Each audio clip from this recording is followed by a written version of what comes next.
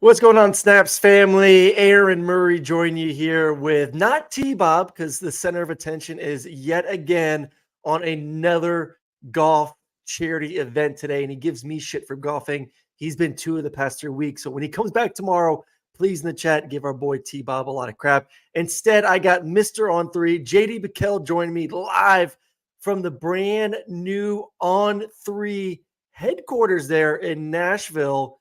JD, man, appreciate you jumping on with us this morning. Man, glad to be here. Big shoes to fill. I have no idea what size shoe T-Bob is, but I have to believe it's a lot bigger than my 9.5 size shoes. Glad to be on with you, man. Glad to talk some ball. This will be a lot of fun. First off, T-Bob, for the giant man he is and big calves, has petite hands and feet. So you may. Okay. T-Bob is part of the, we call ourselves the 9-inch crew here on Snaps, because we all, just like our T-Bob's beloved Joe Burrow, are right around that 9-inch hand sizing for the NFL. So okay, you can come hang for sure. Yeah, I can make that happen. Okay, good deal. How are the new studios? They look great, by the way. Dude, I appreciate it. It's awesome.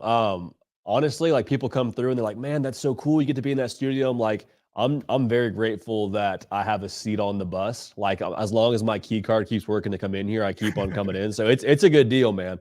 There was one comment in the comment section that I thought raised a pretty good point. Everyone behind me is on the video team and on the media team, so we're going through graphics and, like, if the kid's set to commit and we have a good gauge of where he's going, like, we're going to get a thumbnail ready. I think it's only a matter of time before, like, we're doing a live show and somebody behind me is prepping a kid's commitment graphic, and that's how, like, they see the Easter egg, or they get it leaked, like, oh, he's going to X school a week early. So until that happens, this has been a good setup. But regardless, man, like I said, glad to just have the check clear each week. That's all. Oh, yeah. Hey, On 3, the kings of college football right now. You guys are doing a hell of a job. We got a lot to break in today. Once again, like, subscribe, all that good stuff. Nothing would please T-Bob more than if we did get to 15K at some point today or before tomorrow's show.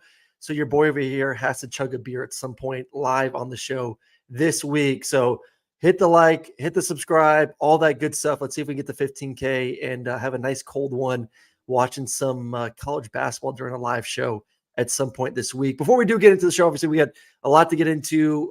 Trevor Etienne at Georgia gets in trouble.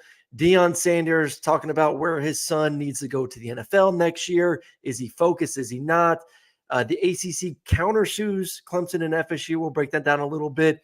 And then the Big Ten coaching ranking done by the On 3. Got a little bit of beef with that. We'll talk about those rankings of the coaches. We did the SEC rankings last week, so if you didn't see that one, go check that out. We'll do the Big Ten ones today and discuss maybe who should not be where they are. Before we get into that, though, it is March Madness.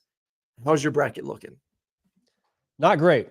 I always take the Ivy every single year in the first round, so that's paid dividends the last 2 years. Champion's still in there. We still got UNC. I had Florida going pretty deep in my tournament, Aaron, but here's the thing. Like, I haven't watched a lick of college basketball until right now, so I don't really know what I was expecting. Like, this is the first time I've tuned into college basketball since it went long for the college football playoff rankings reveal. So I'm probably getting about as much as I've put into it, but UNC is still intact. It's funny, like, that's kind of how I think these brackets, like, to win your bracket, like, you just have to have your champ right, because there's so much carnage throughout it, and, like, the point values you can win from each round just go up with each round. So UNC's still in it. I'm still dancing, but yeah, dude, not great. What about you? I didn't fill out a bracket. I don't watch college basketball. I wasn't going to fake it. But I will say this, my wife, who did her bracket for her work, is number 2 right now. So somehow my wife, and she doesn't watch college basketball either, just completely guessing. So, who's her champ? I know. I'm bad, man. Like, we are in our chat for the Snaps crew. Everyone's talking about basketball in this game, and our producer, PG's loving it. I'm like, dude, I don't watch basketball. I'm sorry.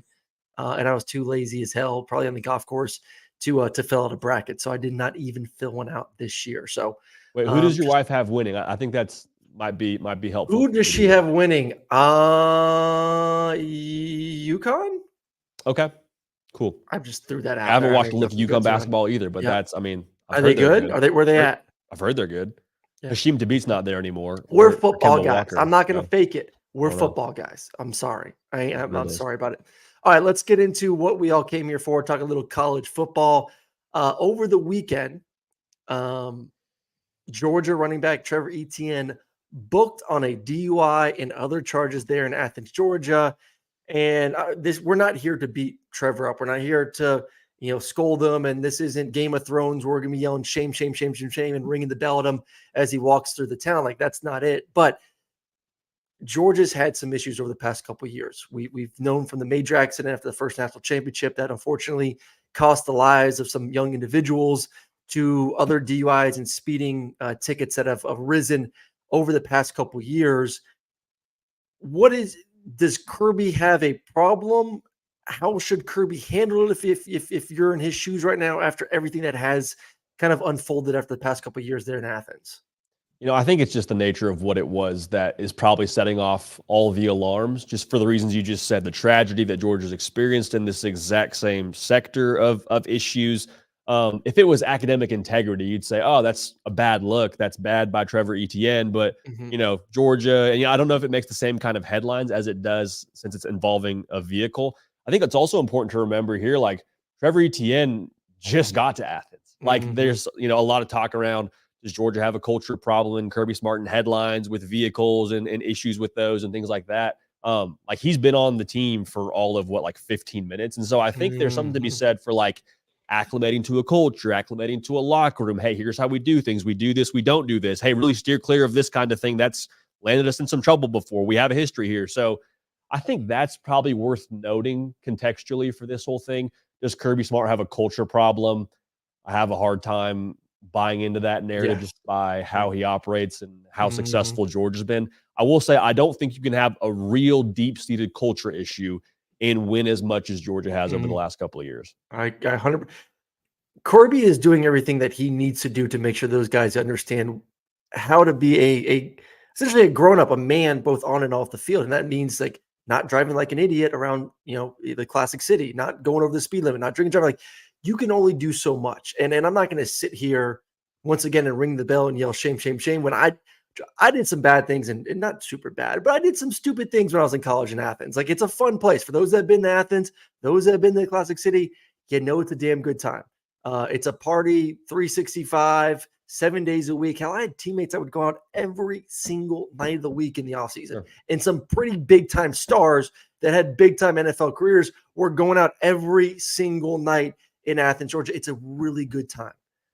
Aaron, here's my question for you. And I don't know what you do, though. I really don't know what you do, though. No. Yeah, I mean, well, that's sort of my question is, like, and you've obviously seen this firsthand. Yep. Like, coaches obviously send the message and set the standard and all that, but really it's, okay, can you police it within the locker room? Like, if you're the quarterback of that Georgia team or you're a leader in that locker room, is it something where you pull Trevor aside and say, hey, man, we're not down on you. This is not shame, shame, shame, like you just mentioned. But at the same time, here's the standard. Here's what you have to be accountable to. Like, how much policing goes on within the locker room and how much is responsible by those guys to get that done. Well, and I agree. I think that there has to be some leadership from the players at some point, because we've all been in rooms with the adult is saying the same message over and over and over again. And you kind of sit there and, Kirby can bring in another speaker and someone can tell this incredible story of a tragedy that occurred because of drinking and driving or driving too fast. But, and I'm not saying like the kids are numb to it, but there does get to a point, we've all been there, where the adult says the same message the 10th, 11th, 12th time, and it kind of goes right over your head. You need your peers kind of locking you up and saying, hey, man, like, this is who we are. We don't do this. But I do think that there is something that could be done from a coaching standpoint. And I don't know if Kirby's gotten to this point yet or if you think this would work. But at what point do you say, I don't care if you're a superstar or not, you're gone or you're suspended? Like, do you send that message of, hey, Georgia plays Clemson week 1. Etienne was our big get this offseason. Do you suspend Etienne for the first game of the season? Like, have they gone to that point where Kirby does need to suspend someone or kick someone off for the team to get the message through? Or is that too much? I think repeat offenders, that's probably worth doing. I don't know. I love Nick Saban's stance on it when he gave his famous speech about how he handled Musa Muhammad when he was at Michigan State, basically saying, if I kick this kid off the team, like, there's no more oversight from the adults within our football team or our coaching staff to, like, help him get better. So I probably would really steer as far clear from the kick a kid off the team practice as I could. But I do think suspension, especially if we have another situation with a Georgia football player that's gone about this. Like, if Trevor Etienne gets in trouble again, it's like, hey, man, you messed up one time. It happens. Athens is Athens. You're a kid who I have to believe is probably doing just fine in the NIL department, have a lot of things at your fingertips. But if it happens again, like, we got to really start to communicate some consequences, not just internally, but also externally. So if it happens again, I'd have an issue. But again, I think Trevor Etienne, having been there for a cup of coffee, maybe make sure he understands where we're at, culturally, standard-wise, and kind of set the tone that way within the locker room. Well, and I will say this, like, I think Georgia's done a good job this offseason of really being pretty quiet. Like, Ohio State's getting in all the headlines. They're like kind of this sexy team with the Hirewood chip and some of the guys that got in the transfer portal. Obviously, a lot of attention on Alabama. There's going to be a lot of attention on Texas. Like, I feel like Georgia's been kind of right where, Kirby Smart wants them. Like, very quiet, very hush-hush. No one's really pumping them up too much. Everyone knows they're elite, and everyone kind of knows that, hey, they're going to be contenders. But it hasn't really been the big headlines. They're kind of just, falling back a little bit, which is crazy for a team that's won 2 of the past 3 national championships to not be kind of the main focal point in the offseason. And now you get the one time you are, it's because of a bad thing with Etienne. So I'm with you. I'm not suspending Etienne for the first game, not kicking him off the team, but it's a mark against your record, man. And hopefully the message just does not go whoosh, right over the guy's head going forward when Kirby does sit them down, I'm sure today, reiterating how we handle our shit both on and off the field at the University of Georgia. So we'll see. We'll see, man. All right, let's move on to the next thing. Moving out west, a man who does make a lot of headlines is Deion Sanders. Deion said on a podcast, I believe it was last week, that his son, Shedeur, and Travis, in his mind, he already knows where those guys are going to go to the NFL. They're not cold, which, hey, listen, I don't want to play in the cold either, especially I'm the quarterback. Don't want to play in the cold. But essentially that I'm going to dictate where those two end up going in the NFL, which we've seen it happen once with Eli Manning a long, long time ago. 2 decades ago, Eli Manning said, I'm not going to San Diego. Don't even think about picking me. The trade occurred. He ends up in New York. Philip goes to San Diego, all that. Can you go to the NFL as for Deion and say, here are 4 teams, and these are the only 4 teams I could draft my son? Can you do that, really? Even though you're Deion Sanders? Like, is it too much? Is he crossing the line here? Do we even know who is going to be in the top 4 of the NFL draft next year? There's a lot of variables here that it seems like Deion is really trying to nail down. And I guess you could probably throw a stone and hit 1 or 2 of those teams. The other thing I would say is, if he's talking about cold weather being a factor, they currently play football in Boulder, Colorado. That was the job he took. That was where he took his son. That was where he took Travis Hunter. If cold weather was a factor for success in football, I would maybe look back at the track record as to where they're at right now. The other thing I would say here with Deion Sanders and Shedeur and Travis, I totally get the thought process behind, hey, I want what's best for them. These guys, one is a son to me, one's like a son to me, tons of talent. I understand that. But I also think we're starting to kind of hear a little bit of rumblings around Caleb Williams and how involved his dad is and how NFL teams feel about that. If you're lukewarm on Caleb Williams' dad being involved, how do you feel as an NFL organization around Deion Sanders telling you, hey, you're not going here. Hey, he's not picking him here. So, Coach Prime does things his way, and that's why I think to a degree he's had the success that he's had.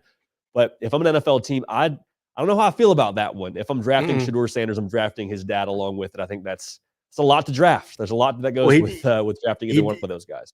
He did mention 4 teams. San Fran, which I think has their quarterback. Dallas, think have their quarterback. We'll see. Obviously, there's a connection there. Washington and Baltimore. Baltimore has their Washington and Baltimore get cold, man. That's pretty cold late in the season. So I don't know about that. This just came to mind. We talk about Deion all the time, moving to, hey, is Deion going to be next coach at Florida? When his son leaves and Travis leaves, does he leave Colorado and go to maybe an SEC school or a Big Ten school? What is his next move? Is he truly committed to Colorado for the long run? Could you see Deion take an NFL job for one of those 4 teams that are drafting in the top 5 that do get rid of their coach? Do you think he would be a good fit for the NFL? Hey, I'm going to go, hey, so-and-so team just fired their head coach. There's a vacancy. That team has the number 2 pick in the draft. I'm going to go see if I could be the next head coach of whatever NFL team, and I'm going to pick my son second. Do you think he would go that far, or he would attempt to do that? See, I have two thoughts on this. The first is I would be fascinated to see the relationship between Deion Sanders, the head coach, and then an owner who wants to be really involved, like a Jerry Mhm. Jones. Like, how are those personalities meshing when you're Mm. 6-6 and things aren't going too well, and Jerry Jones wants a Mhm. quarterback change? Like, is that not just a clash of the Titans? So I think it would take the right Mhm. kind of owner and general manager.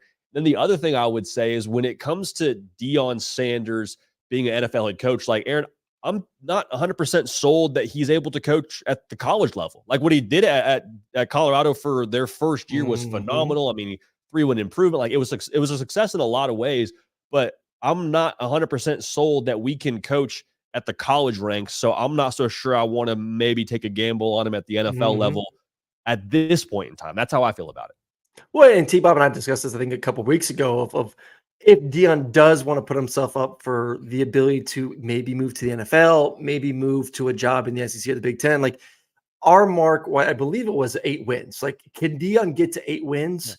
And then at that point, I think you do show that, hey, man, like take over a Colorado team that had 1 win, got to 4 wins, completely transformed the roster from year one, during year one, and definitely in year two, what he's able to do, and then turn that team into a successful team, a bowl team in year two. I do think that would open up a lot of eyeballs in the big leagues in the college football, and hell, maybe it does in the NFL too. I don't know.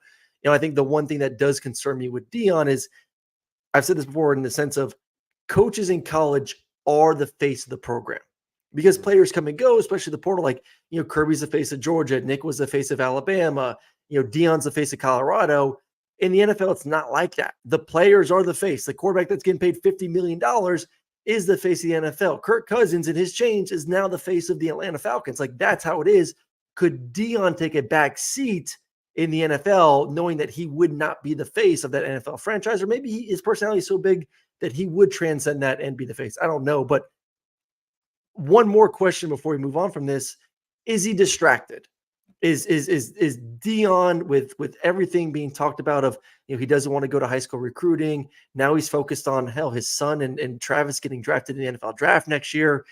Is he focused on the main thing right now, and that's just winning football games? See, I don't know that he's distracted. I kind of think this has sort of always been the thought for him. Like even in that game against TCU, like it was what, week 1, Aaron? And at halftime they Mm-hmm. talked to him on the mic and he's talking about Travis Hunter. If he makes a play, he's winning the Heisman. And I'm like, I respect that, but like, hey, coach, we got a ball game that we got to finish here in the second half. We got another 30 minutes of game time left. Like, let's not worry about Travis Hunter and the Heisman. So I Mm-hmm. respect and admire and appreciate how player centric he is, but I do worry a little bit how much it seems to be a Shedeur this, our quarterback this, Travis this. Mm-hmm. Like, there's a lot of other players on that roster, and I'm probably Yeah. feeling some kind of way if I'm another guy on that team and these headlines keep on coming up, and that keeps being the topic of conversation. One more thing about the NFL with Deion Sanders, like I almost think he fits better in college for the exact reason you just said. Like you are the Mm-hmm. face of the program at the collegiate ranks. Like at the NFL level, you're not attracting talent. You're sitting down with your staff and the GM and all those pieces Mm-hmm. to then select guys. Like he now, I think, has a chance in the college ranks to attract 5 stars and 4 stars and get them to come play for Mm-hmm. him. Whereas at the NFL level, like that advantage isn't there. It's all about coaching ball. And, I wonder how that would play. Yeah.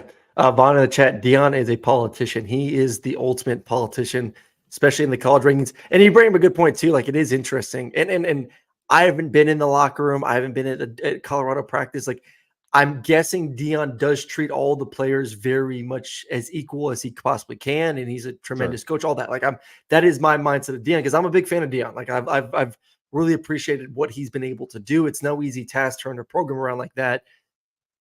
But at some point it is interesting, like as a player on the roster, do you get sick of just seeing Deion and Shedeur and Travis flying around and going to basketball games courtside and going to Paris for Fashion Week and talking about him in the NFL draft? Like how both those guys, I believe, could come back for another year. So like not even like for sure, like, hey, they have to go to the draft next season. So I don't know. It's a lot of distraction, but Deion does seem to handle the eye of the hurricane pretty well, or the tornado, or however you want to say it, pretty well when it comes to hopefully getting his team situated for a good run in the Big 12 this year. Let's jump to the ACC a little bit. Clemson came out, joined FSU in suing the ACC, Everyone's trying to get out of this grant of rights. It's an absolute mess right now. I understand why they do. I'm just kind of the saying what T-Bob and I talked about last week of, hey, if you could have gone out of it, you would have figured it out by now. So we'll see. And I don't even want to really dive into that too much. I want to ask you this more, because if this does progress and say there is a way out of it and we continue to work our way to 2 super conferences, I want to get your thought on that. Like, is 2 super conferences good for college football? It's a tricky question. Is it good for college football as it sits right now? Probably not. Like, if we could rewind the clock back 10 years and we could sort of do things probably how they should have been done to where we didn't have to have this conversation, I would say no, we shouldn't have 2 super conferences. But my concern, Aaron, is like we may have already passed the window of what's good for college football. Like now it feels a lot like it's self-preservation of the sport and of the Saturday experience that we have right now, with games with Virginia Tech and Virginia mattering the way that they do right now, and North Carolina and Miami when they play, and that mattering. So is it good for college football? Probably not, but I'm a little bit concerned because I think it's probably the next best thing that we have available to keep the sport similar to how it is right now. And similar is probably even the wrong word to use.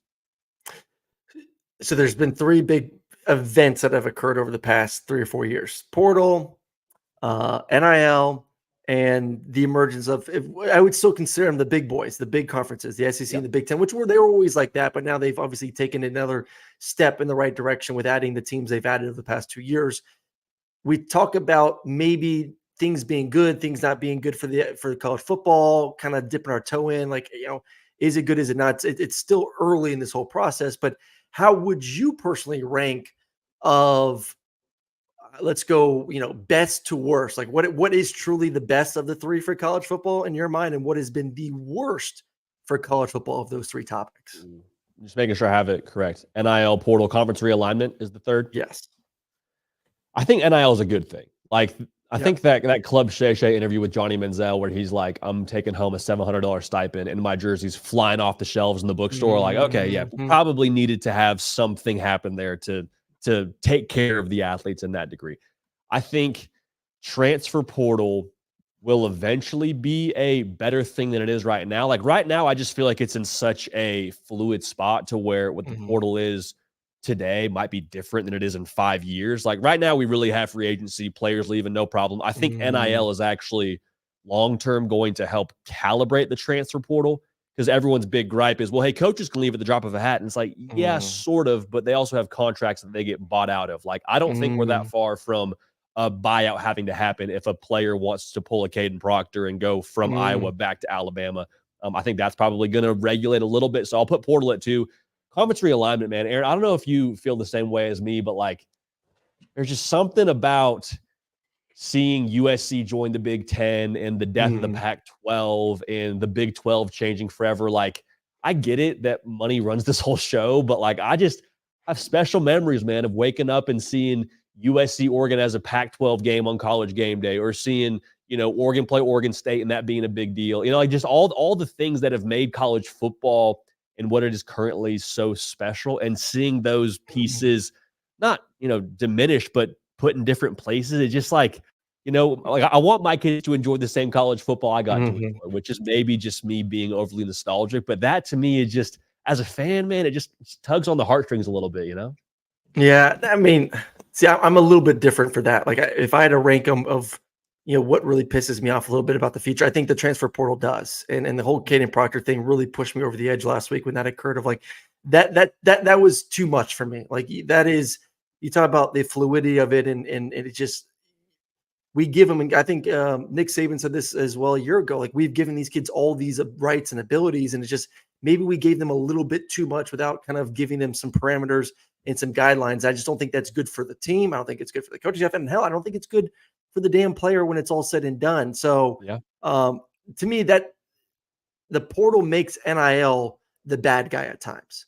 People want to gripe about NIL and this player getting, this collective raising X amount of dollars for this player. Well, they're raising it because kids are jumping around the portal. So they're trying to continue to this rat race of raising enough money to go get this kid and this kid and this kid. So they all kind of work hand in hand together. But I do think the worst evil is the transfer portal a little bit. And I'm all for kids having flexibility and moving around. Like I want that to happen. but there just needs to be a little bit more of a guideline with it. But when it comes to the realignment, and you brought up buying players out, which made me kind of go to this point a little bit more. I'm all for, and I've talked to Hester a million times about this, and I've talked to T-Bob about this. I want the European soccer model so bad for college football. I want relegation. I want you want to buy players out, you go do it. That's how we do trades. Like if you get to that model, and you talk about like the nostalgia of college football going away, I think, the more good teams you have at the top playing each other, to me at the end, like that's all I care about, JD. Like I just want good football. Like I get like, man, I'm going to miss the Pac-12 matchups or the thought of a Pac-12 game. But when I turn on the TV on a Saturday and I see USC versus Ohio State or Michigan versus Oregon, like I don't give a damn what conferences they are. Like I want more good games every single Saturday. And if I'm entertained, I will overlook the fact that one of the conferences that I grew up watching is now dead. So I'm just here for good football. Like that's my main priority. If good football's on TV and people are entertained, then I think that is good for the longevity of college football. So maybe I'm wrong. Maybe people will be pissed that the Pac-12 is gone and some of their traditional rivalries aren't there and there's no East and West in the SEC anymore. But I'm telling you, man, when people turn on the TV on Saturday and see the matchups, they're going to be loving some college football. All right, let's get to one of those conferences, the Big Ten. And On3 came out with their ratings of coaches in the conference, Ryan Day being one, which I'm 100% for. But really the interesting thing came at 2 and 3. 2 is Lincoln Riley. 3 is Dan Lanning. So I don't need you to throw Jesse Simonton under the bus here, but like, who are your 2, 3? And first off, are you good with Ryan Day at 1? I'm good with Ryan Day at 1. I think the way he's evolved, his resume in itself, I mean, what he's done on the recruiting trail, how he's changed his entire defensive philosophy, like I'm very cool with Ryan Day at 1. I understand the thought process between 2 and 3, I think, because if I were to hire a coach today and you said you can have Dan Lanning or Lincoln Riley, I'm hiring Dan Lanning 11 times out of 10 and not even thinking twice about it. I would say if we're going off of resume, I understand the thought that like, hey, Dan Lanning's been a head coach for 2 years and his stock is flaming hot, but like Lincoln Riley also has some very serious skins on the wall from what he did at Oklahoma and making the college football playoff, and the way that he speaks quarterback fluently, has got a couple of Heisman Trophy winners plus Jalen Hurts. So I think I understand if you compare resumes, like Lincoln Riley probably has the better resume for the job, but Dan Lanning, he's who I would hire, who I would personally put more stock into. So I see the thought process from Jesse there, but I probably would lean towards hiring Dan Lanning, if that's fair to say. Which is interesting because I believe Jesse, and I think he tweeted us this too, because we were griping about the Steve Sarkisian, last week being ahead of some of the guys in the SEC. And kind of his point was like, I am looking towards next year. So it's like, well, if you're looking towards next year a little bit, wouldn't you lean towards Dan Lanning, who is, projected to be, a legit playoff team, where USC, I think there's a lot of question marks about what the Trojans are going to look like next year. So, yeah, I'm with you. I'd flip those two, 2 and 3. And then I think a big mover for me, so I'll just list off the next 4. So James Franklin at number 4, Penn State, Kirk Ferentz at number 5 from Iowa, Luke Fickell after his first season at Wisconsin at number 6, and then Matt Rule at number 7. And T-Bob's got me a part of the Corn Hub team. I'm cheering Nebraska this year. I think he can be it. I would flip him and Luke, and I think Kirk's been around too much, has done too many good things at Iowa. So I guess the first things first, like, is James Franklin too high? And then where would you have Matt Rule?